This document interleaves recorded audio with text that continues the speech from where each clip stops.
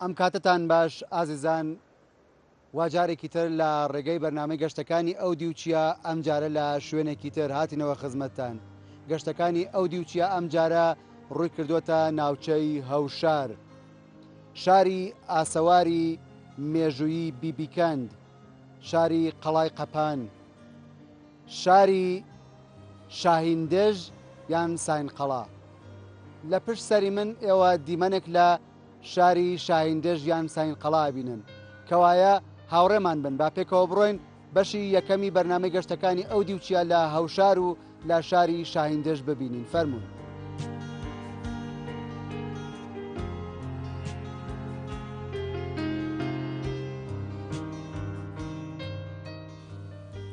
شاری شاهیندێژ یان ساینقەڵا لە پارێزگای ئازەربایجانی ڕۆژئاوا یان ورمێ هەڵکەوتووە. شارەکانی دەوروبەری شاهیندێژ یان ساینقەڵا بریتین لە تیکاب و مەلەکان و میاندوا و بۆکان. چۆمی زێڕینە یان چەغەتو لە بەردەم شاری ساینقەڵادا تێدەپەڕێ. ئەم شارە 1352 مەتر لە ئاستی دەریاوە بەرزە. بە پێی سەرژمێری ساڵی 1395 کۆچی هەتاوی زۆرتر لە 93,000 کەس نفوسی هەیە. ئێستاکە خەڵکی شاهیندێژ یان ساینقەڵا لە دوو نەتەوەی کورد و ئازەری پێک دێت. هەردوو نەتەوە پێکەوە ڕاهاتون و هەرکام زمانی ئەویدی فێر بوون و ئازەری بە کوردی و کوردیش بە ئازەری قسە ئەکەن. شاهیندێژ یان ساینقەڵا شوێنێکی مێژووی گرنگە و بەدەیان ئاسەواری مێژووی لێیە و دیارە کە لە سەردەمانی زوودا شوێنێکی گرنگ و استراتژی بووە. شاری شاهیندێژ خاوەنی سروشتێکی جوان و ڕازاوەیە و بەهۆی لەباری کەش و هەواوە، هەروەها هەبوونی زەوی وزار و ئاوەوە کشت و کاڵ و باخداری گەشەی سندووە. زۆربەی خەڵک سەرقاڵی کشت و کاڵ و باخدارین. گرنگترین بەرهەمی زەوی وزار و باخەکانی شاهیندێژ یان ساینقەڵا چۆنەر یان چۆندەر و سێوە کە بەرهەمەکان هەناردە ئەکرێن بۆ شوێنەکانی تر، شەکر و قەن و ئاومێوە و کۆمپۆتیان لێ سازەکرێن.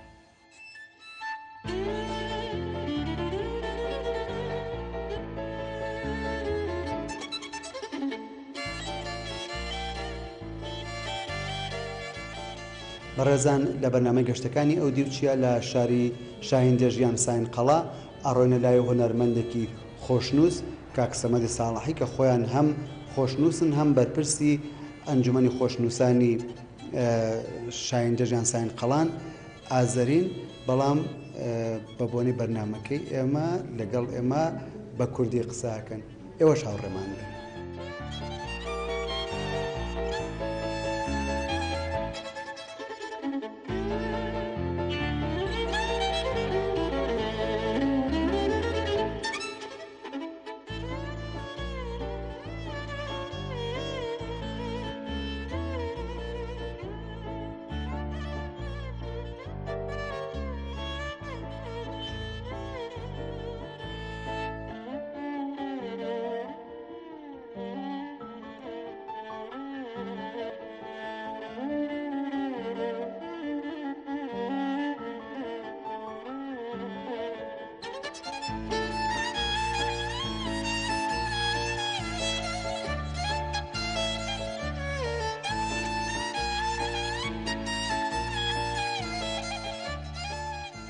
ئای ساڵحەگیان وەختان بەخێر بێ. وەختان بەخێر، متشەکرم.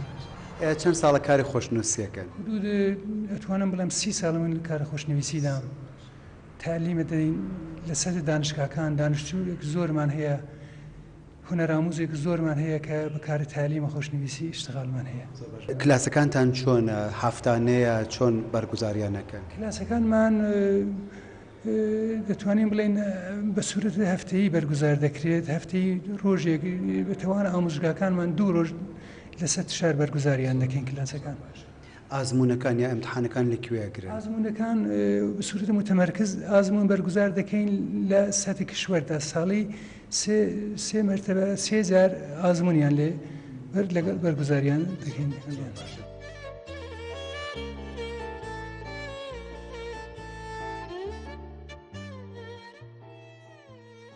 خۆتان بە خۆتان تا ئێستا چەند پێشانگاتان داناوە لە کام فستیواڵ و جەشنوارە شرکەتتان کردووە؟ من نمایشگاه‌های ئینفرادیەک زۆرم بووە لە کل ئیراندا هەرز بە حزور لە ساڵ 92دا فەرانسە داوەتنامەی بۆ موزیکە چوم لەوێ نمایشەکەمدانە لە پاریس ئیستیقبالێک زۆر جوانی لێکرا هەرز بە حزور تالیفم هەیە 5 دانە تالیفم هەیە کتێبم چییە لەسەر چییە؟ عنوانە کتێبەکانم منازاتنامەی خازە عەبدوڵڵای ئەنساریە بەقیەکەی لە هەولەهۆشێ لە حوزەی هونەری لە بابەت تالیمە خۆشنویسیەوە یا قەواعید خۆشنویسی لە نێو کتابەکان ذکر کراوە. ساڵهای ئەو کتێبانە نووسیوتە بە خەتی خۆت نووسیوتە؟ بەڵێ کتێبەکان تەواوی بە خۆشنویسی کراوە یەک دانەی کە بە خودکار نووسراوە و تەرەفتاری زۆر بوو و پیشنهادیان کرد کە بە خودکار بۆیان بنووسن بۆ هونەرجۆکان. زۆر باش یانە ئیسا فێرگە یان ئامۆزشی نووسین بە خودکاریشتانەیە جا ئەوە ئیستیقبالێک زۆر جوان کرا لەوەی کە بە خودکار نووسرا بوو گام بەگامە بۆ تەواو هونەرجۆکان قابلە فەهمە بە جوانی فێرە بن حدود 2 مانگە کێشەی بە خودکار فێرە بن دوای ئەوەی کە علاقەمەند بێ بە قەڵەمنەی لەگەڵی کار دەکەین خۆشنویسی کارەکان. ئای ساڵی ئێمە گەرەکمان بە ئیسا ئەگەر کەسێک بەرنامەی ئێمە ببینێ و دانیشتووی شاهیندەژ و ساینقەڵا و ناوچەی هەوشار بێت گەرەکی بە شرکەت بکات لە ناو کلاسەکانیەوە چی بکە؟ ئێوە چۆن ڕاهنماییەکەن چۆن بەشدار؟ ئێمە کلاسەکانمان لە ئیدارەی فەرهەنگ و ئیرشاد ئیسلامی شاهیندێژ بەرگوزار دەکرێت هەفتەی ڕۆژێک لێرە کلاسمانێ ڕۆژ پێنجشەممە دەتوانن مراجعە بکەن حوزوران استفادە بکەن لە کلاسەکانمان. پێم خۆش بوو ئەو نکتەیە ئەرز بکەم کە ئەولیا دانش ئامۆزەکانیان بە تەرەفە ئەو هونەرە سەوق بدەن ڕاهنماییان بکەن کە خۆشنویسی واقعان میراسێکە ماندەگار لە هەموو خانەوادەیەک لازمە کە ئینسان خەتی خۆش بێ باتەوەجێی کە بە ئەوەی کە دەستێکی لە ئێرفان هەیە لە ئێرفانە شاعرەکان هەیە لە ئێرفانە مەولانە هەیە دەمانە دەتوانن ڕێگەی ئێرفانە شاعرەکانش ئیدامە بدەن بێزگەلەوەی خەتیان خۆش ئەبێ دەتوانن قورئان بنووسن کارێکە زۆر شەرافەتمەندانە کارێکە زۆر جوان. ئەڵبەتە من پرسیارێکم لە بیر چوو تەخەسوسی خەتی ئێوە چییە؟ نەستعلیقە شکەستە نەستعلیقە نەوسخە چییە؟ بەڵێ من تەخەسوسم نەستعلیقە ئەلان لە مەرحەلەی ئوستادیدام.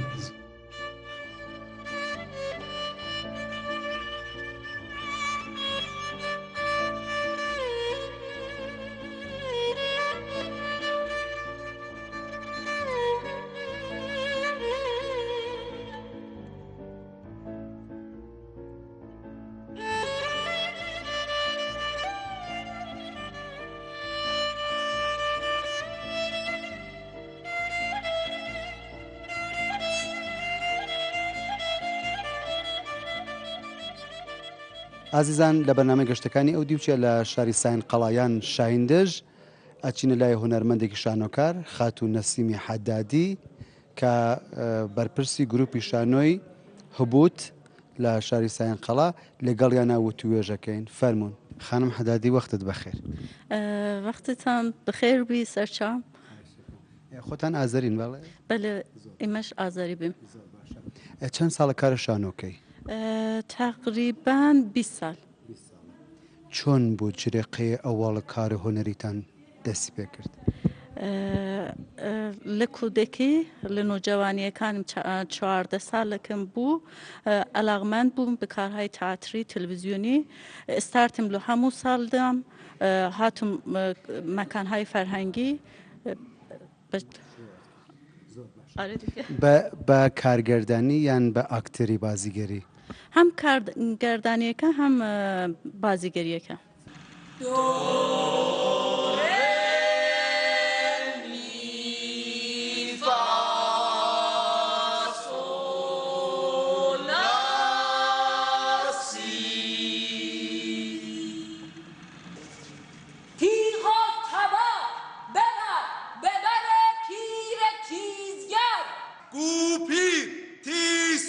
تبر از تیغ تیزتر. تیغ و تبر ببر پیر تیزگر.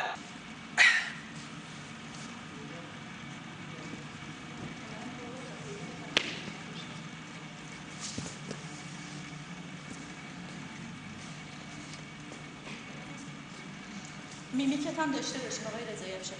رو چهرت هم پیاده کن شیشه است درد داره ریزه میره لابلای پاهات لابلای انگشتات میبره خونه گروپەکەتان گروه نمایشیە هەبووت تا ئێستا فعالیەتتان چی بووە؟ اکثری کارهای تراژدی کمدی ئەوانە استقباڵە خەڵک لە کارهای نمایشیتان چۆنە؟ ئەوایل زۆر جوان نەبوو بمروری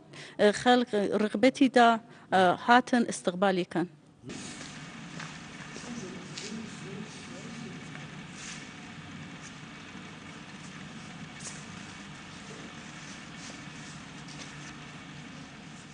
چەند گروپ نمایشیتان هەست؟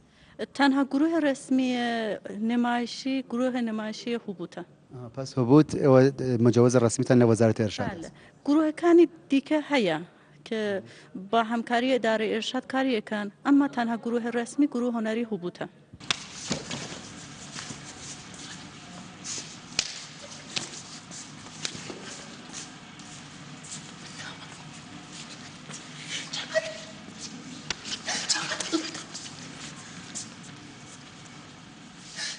هەدادی کارێەوە سەحنەیە یان خیابانیتان نییە؟ ئەوەشان هەیە کارە خیابانی نمایشەکانی خیابانی هەیە بیشتر لەسەر مبارزە با مواد مخدر جەشنوارەی تئاتر خیابانی مەریوانەیە تا ئێستا شرکەتتان نەکرد متاسفانە نه ئینشاءالله ئەگەر بیت شرکتێکم فرە باشە چەند نەفەرن گرۆکەتان؟ ئازای ئەسلی گروه تقریبا 10 نەفەر بوون ئەمجار وەختێکە نمایشێک ئجراءەکان ساڵۆن پڕە بێت یان نە؟ گاهی پڕکە نا وەلی پڕە بێت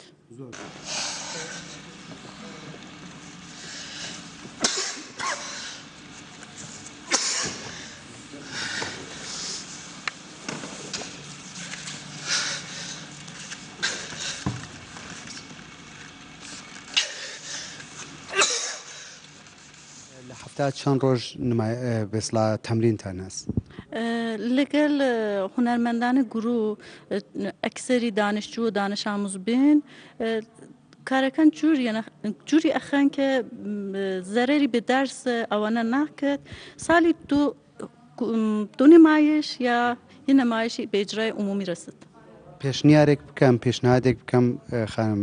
حەدادی کارە نمایشە خیابانیتان انتقال بەرە ناو دێهاتەکان ناو ڕۆستاکانتان طرحی زۆر لە ذهنم هەیە ئینشاءالله تو ئۆقاتی فەراغەتی کە بێت یە سەری طرحەکان پیادەکەن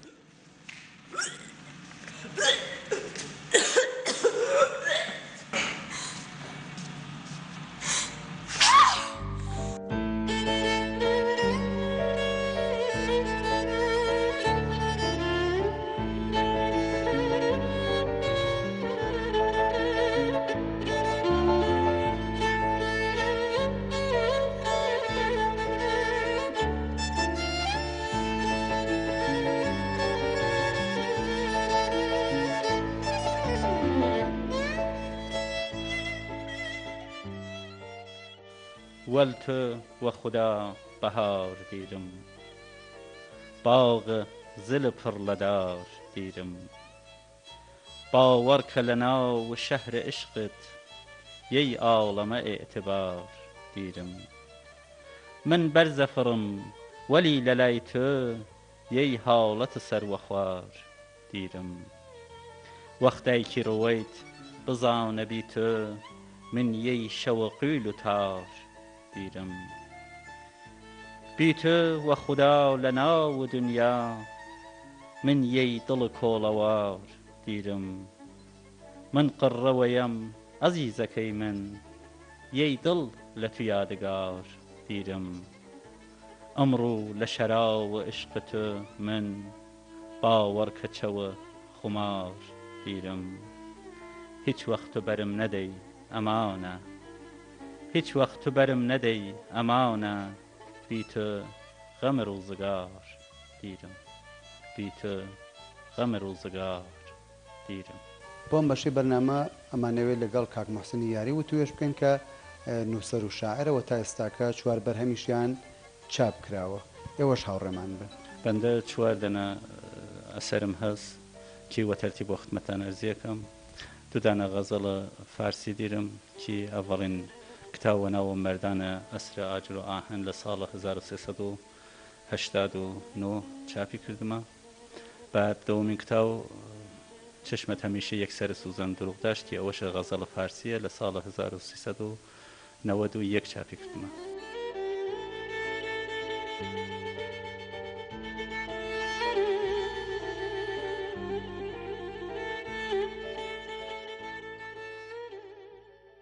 دوایەوە بەندە لە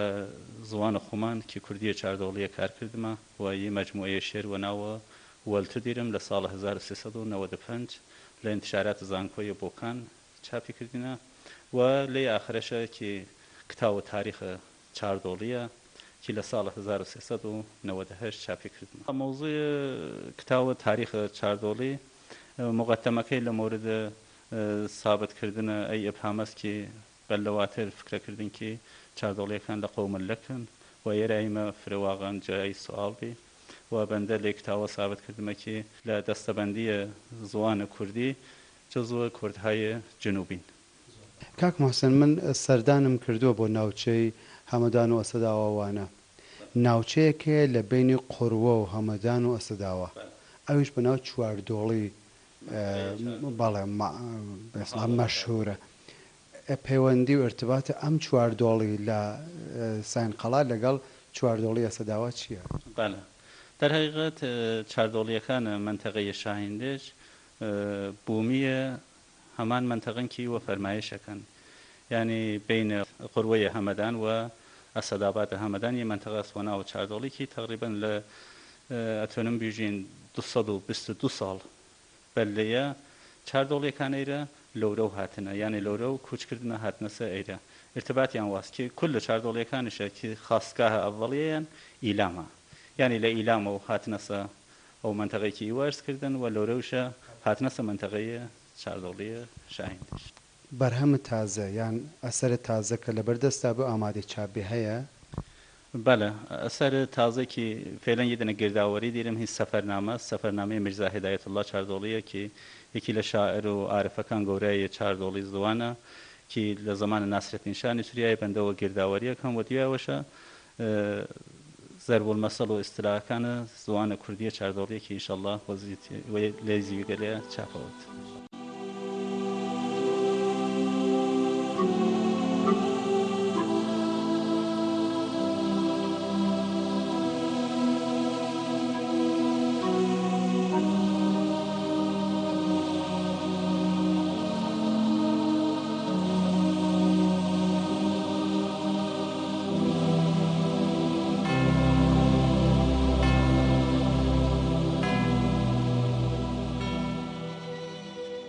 ئازیزان لە شوێنە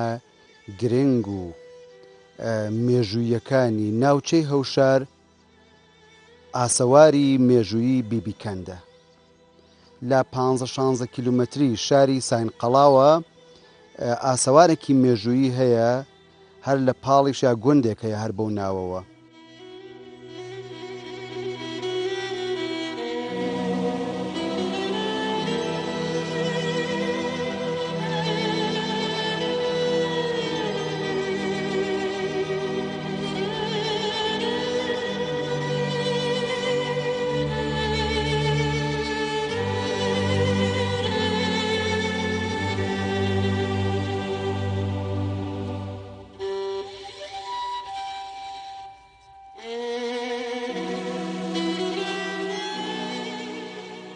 ئەم ئاسەوارە واکە مێژوو ناسان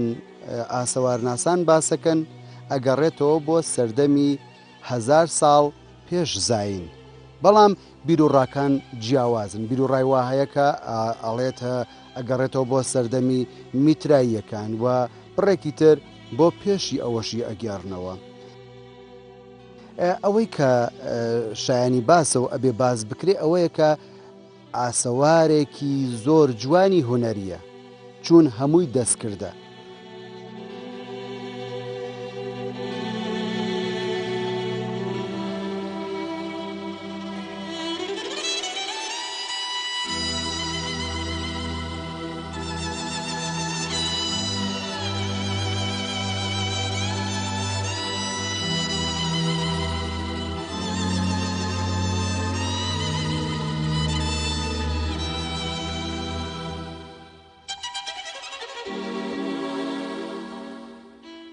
ژووری جوان دروست کراوە هەر بە هێزی دەست بە هوەری دەست و دیارە کە لەو سەردەما چە کەسانێک توانیویانە کاری ئاوا بخڵقێنن. چەندانە ژووری چەند گۆشەیە لە ناو ژوورەکانەوە دوای ئەڕۆیتە ناو ژووری ترباتە تو دەرتوو و ناو بەناوە.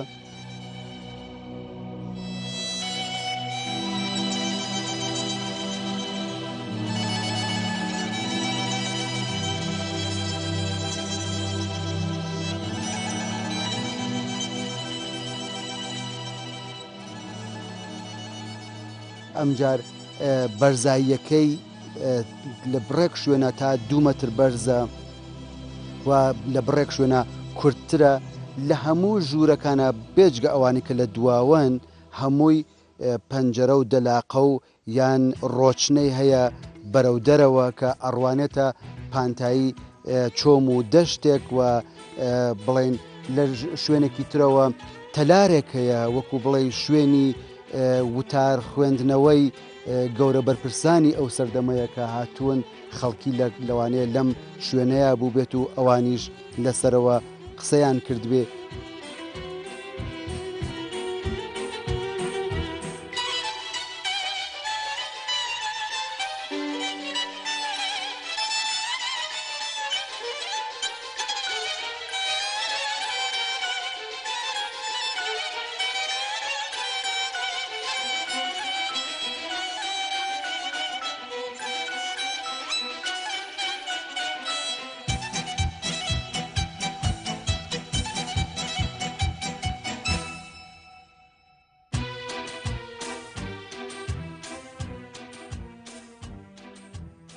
شوێنی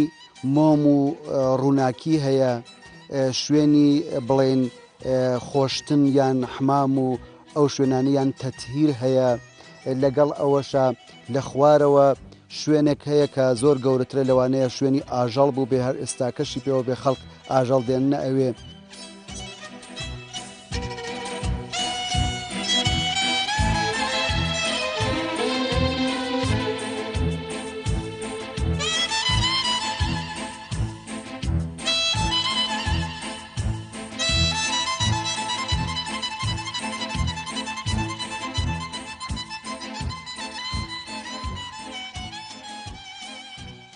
لەسەرەوە کونێکی لێیە کە ئەڕوانێتەوە خوارەوە، لەوانەیە ئەو شوێنە شوێنی بردنە سەر و یان هاوردنە خوارەوەی پێداویستی بوو بێت.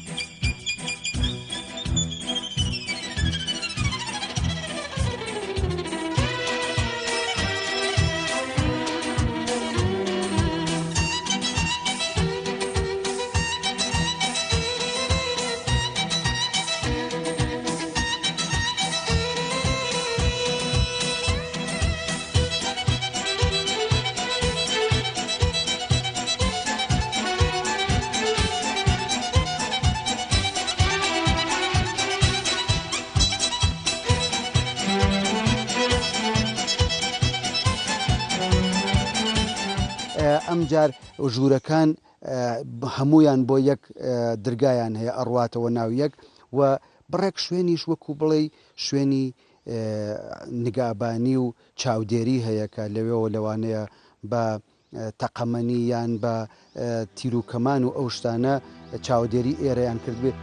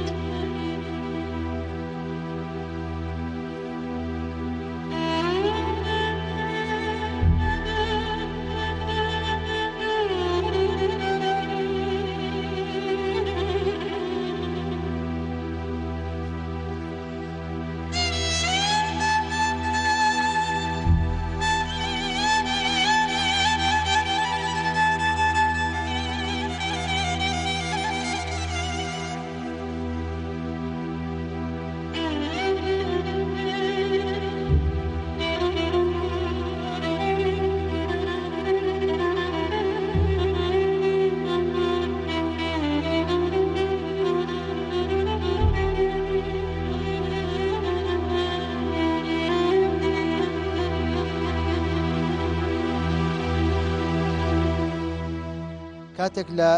شایندەژیان ساین قەڵاوە تێئەپەڕیت بەرەو بۆکان دەیت چۆمی زێڕینە تێئەپەڕێنیان جەغەتوو دەیتە ئاختەپە لە ئاختەپەوە بەرەو دەستی چەپ لا دەدەی دەیت بەرەو ئاوایی ئەقرەبلوو 7 کیلومتر جادەی خۆڵ و ئەگەیتە ئاوای ئەقرەبلوو لە بەرامبەر ئاوای ئەقرەبلوو تەپۆڵکەیەک هەیە ئەم گاشە بەردە کە ئێوە ئەیبینن لەسەری ئاوا کە ئەبینن وێنەی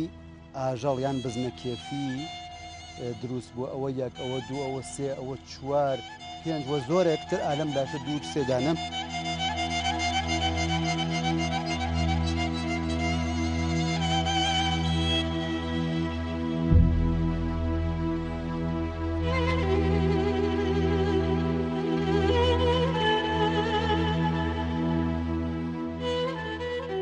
واکە ئەڵێن مێژوەکەی ئەگەڕێتەوە بۆ پارینە سەنگی دێرینە بەردی سەردەمانێکی زۆر زۆر کۆن واتە سەردەمێکە تەنانەت پێشی مێژوو ئەوەیە کە ئێمە ناتوانین مێژوویەکی تایبەت بڵێن کە ئەمانەکەی دروست کراوە ئەوەی کە دیارە ئاسەوارناسان و کارناسان و زانایان ئەڵێن کە ئەمە زۆر زۆر کۆنە و مێژوەکەی بۆ زۆر زۆر کۆن ئەگەڕێتەوە.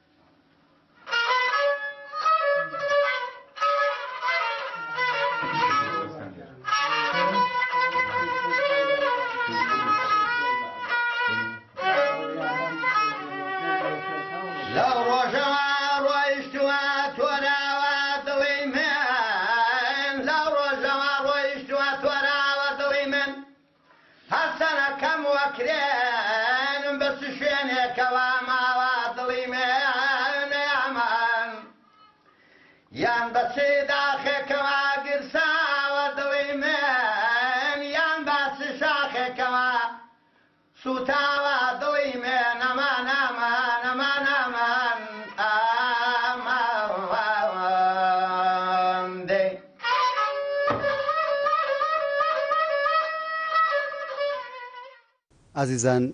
لە شاری ساین قەڵایان شایندەژ لە بەرنامەی گەشتەکانی ئەو دیوچیە زۆر بە شانازیەوە گەیشتینە خزمەتی هونەرمەندێکی زۆر بەڕێز و زۆر گەورە و خۆشەویست کە بە ساڵانە ئاواتەخوازین کە بگەینە خزمەتیان مامۆستا ئەحمەدی زولفی بە دڵنیاییەوە کە زۆرێکتان گوێبیستی هونەرەکەی بوون و زۆریش ناوتان بیستووە بەڵام لەوانەیە خۆیان حەزیان نەکرد بێ زۆر دەربکەون مامۆستا ئەحمەدی زولفی لەگەڵ هونەرمەندان مامۆستا حەسەن زیرەک مامۆستا محەممەدی ماملێ مامۆستا ئیبراهیمی قادری و زۆرێک لە هونەرمەندانی تر هەبووە و بە پەنجە زێڕینەکانی بە هەستە ناسکەکەی بە کەمانچەکەی هونەرەکەی پێشکەش بە خەڵک کردووە بەختەوەرانە لە ئێوارەیەکی هاوینی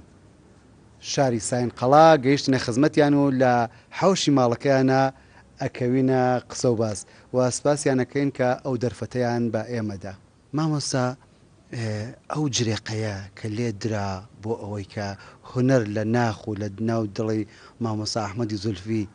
بێتە دەرەوە هەڵبقڵێ کەی بوو چە سەردەمێک بوو ئەوە ئیسی پێدەدەی منە ئەمن بابم هێدە تازەنیان پێدەکوت هەم تاڵی لێدەدا هەم سازی بادی لێدەدا هەم کەمانچەی لێدەدا یەک مەشهور بوو دوو چت لەوە بووم بەجێ ماوە یەک ئەو هونەرە بوو یەک شتێک دیکسی کەمەر ئەو مۆقعەوە دیکسی کەمەری چالێک لە 5 ساڵەگی فێری ئەمنی فێری کەمانچە لێدانی کرد ئەمن 5 ساڵم بوو هەڵام مەدرسە نەچوو بوو وەلیم تا توانە زوو فۆتی کرد 1345 فۆتی کرد ڕۆحی شاد بێ یاخوا ئەو کەسانی کە لەو سەردەمەیە بەڕێستان هاوکاریتان کردن لە ئەو دەنگ خۆشانە کێبوون ئەو هونەرمەندە دەنگ خۆشانە لە بانە متتێک لەگەڵ ئاغای سەیدەلی ڕەحیمپوز سەیدەلی سەیدەشی پێ دەڵێن شاعرێکی جاڵب ئاهەنگساز زۆر متتێک لەگەڵ ئەوە بووم کاک برایمیان داوت کردو بوو مامۆستا برایمی قادری داوتیان کردو بۆ گوێچکەدەرە ئاغاکانی ئێوێ ئێمەشیان داوت کردو لە کاک برایمە منیدی وتی لەکوێی وتمەڵا لە سەیدەشتم لەگەڵ مامۆستا سەیدەلیم وتی نایە ماباتێ ئەمنیش پێم خۆش لێوێدا من چوومە ماباتێ لە مەهاباتێ بووم مدەتێک ئەی کاری هونەرم دەکرد زۆر بۆ خانەنگارە من ئەو وەختە موسیقی زەنگ کەم بوو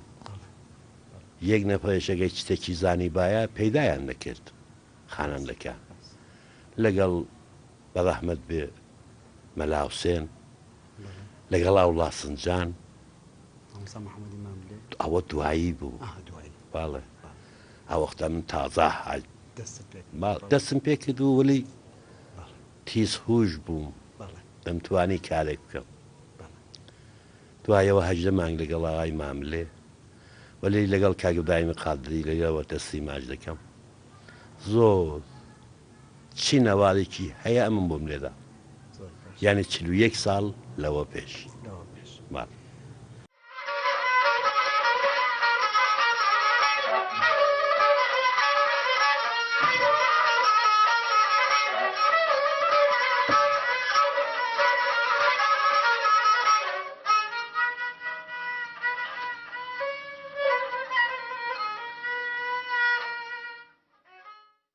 ئێوە باسی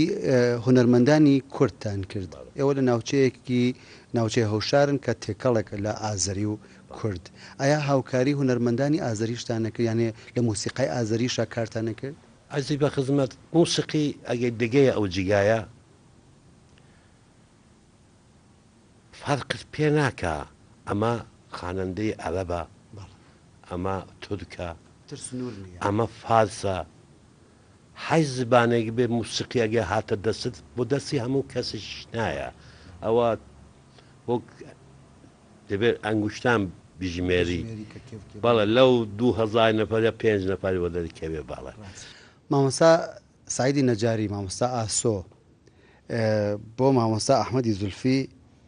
کۆپلە شارێکی وتووە و نووسیوە و نردوویەتی بۆی منیش ئەی خوێنمەوە ئەگەر بتوانم بیخوێنمەوە بۆ ئەحمەدی زولفی تاوەکو زولفی کەمانچەی دێتە ناڵەی دڵبەری لەشکری غەم بۆ لەرەی پەنجەی دەبێ داینێ سەری جا هومایون بێ و یا ماهور و سێگا و کوردبەیات هەر بە یەک ئیشارە دەیگۆڕێ وەکو چاوی پەری ئافرین ئەی ئەحمەدی هاوڕێی زەمانی لاویەتیم کوردی یا تورکی بە من چی کەس نەڵێ پێت خوێندەرەی تۆ لەگەڵ ماملێ لە سابڵاغی و لەگەڵ دەڕژێو ئەوان خەڵکی بۆکانی و لە نێو سایەن قەڵاشدا سەروەری ئارشەکەت سێڵاوی شادی و لەشکەری غەم لادەبا پەنجەکەت وەک بێشکەیە بۆ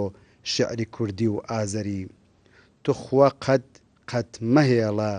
هەستی پیری دەرکەوێ لێدە بۆ ئاسۆ نەوایە هەر لە مایەی شوشتەری تا بە ئاهەنگێ بکەین یادی زەمانی لاویەتی چی دەڵێن پێمان بڵێن با ئەو دەیەش بێتە سەری نۆلەبانی دا مامۆستا ئێمە باسی مامۆستا حەسەن زیرەکمان کرد لەوێ بینیت بەڵام هیچ کارێکی هونەری نەکرا دوایی بینیتەوە باڵێ دوایی مامۆستا سەرزیرەک هاتە شنۆیە لێوە قاوخانەیەکی دانا ماڵی زایزاکان ئاغا زایزاکان لێوێ قاوەخانەیەکیان دابووە لێوێ کاری دەکرد جای داهاتە مەهاباتێ لە باغی سیسە داوەتیان کرد بوو ئەمنیشیان داوەت کرد بەڕەحمەت بێ لە تیپی دەشتی تاری لێدەدا ئەمن کەمانچەکەی ڕزای شامداری زەربەکەی لێدەدا ڕزای قاسمیان پێدەکوت ئەوانە سێ برا بوون زۆریان لەگەڵ ماملێ کار کردبوو لەگەڵ کاسان کاریان کردبوو وەلی زۆرتر لەگەڵ ماملێ و مەلاوسێن کاریان کردبووە و سێ برایە یەکی تایی لێدەدا بە ناوی هەمەی قاسبی یەکی زەی بوو نایە توزەلەی لێدەدا بە ناوی ڕزای قاسمی ڕزای شامەیادیان پێدەکرد یەکیشیان قادری بەەوەش تومەکی لێدەدا باڵە لەوێ نەوایەکیان زەب کرد لە باغی سیسە ئەمنیش لەوێ بەشداریم کرد لەگەڵ کاسەری چەند گۆرانی بوو لە یادتان دێ نەوارێک بوو حوزوری زێهنیم نییە باڵێت لە بازار هەیە ئەوە باڵێ هەیە باغی سیسە باڵێ هیوادارم کە تەمەند درێژ بی مامۆستاییان هیوادارم کە ئێمە بەجاران بتوانین بگەینەوە خزمەتتان کاتتان بگرین بینە خزمەتتان و بەرنامە تۆمار بکەین من تێر ناخۆم لە دیدارتان زۆر زۆر سپاسان لێەکەم ئەگەر بۆت بکرا لە خزمەت تا ئەبین کە کۆپلێکی بچووکیش بێ ئەگەریش نەکرا لە هەر حاڵ ئێمە هەر لە خزمەتتاندا دەبین زۆر سپاسان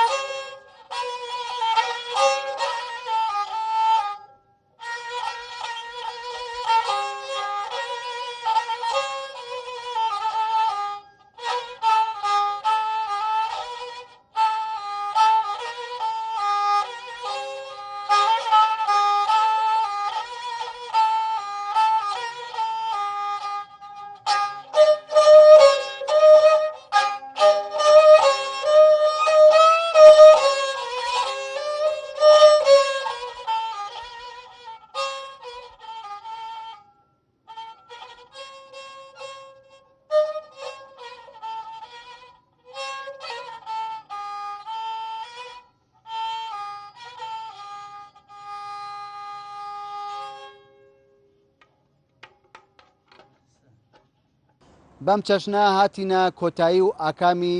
بەشی یەکەمی بەرنامەی گەشتەکانی ئەو دیوچیا لە شاری شایندەژ یان ساین قەڵا بۆ هیوایە کە بەدڵتان بوو بێ تا بەرنمەیەکی تر کە بەشی دووەمی بەرنامەی گەشتەکانی ئەو دیوچایە لە هەوشار و شاری ساین قەڵا شاد و بەختەوەر و ماڵتان ئاوا.